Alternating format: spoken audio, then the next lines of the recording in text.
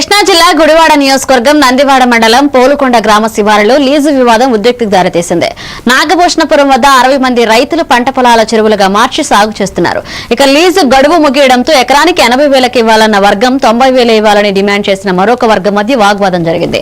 లీజుదారుడు అరకపూడి శ్రీనివాసరావు గట్లు నిర్మించేందుకు ట్రాక్టర్లు తీసుకురాగానే కొందరు రైతులు అడ్డుకోవడంతో పరిస్థితి ఉద్రిక్తమైంది.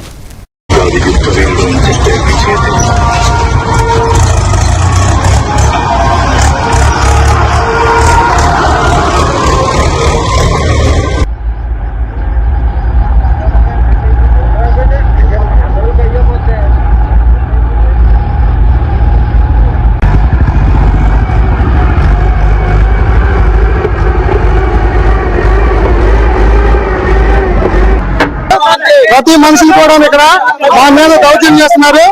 పని ఆపమన్నా సరే కృతులను ఆపట్లేదు. ఇక్కడ ఈ విషయం గురించి మండల ఎంఆర్ఓ గారికి ఫిర్యాదు ఇవ్వడం జరిగింది.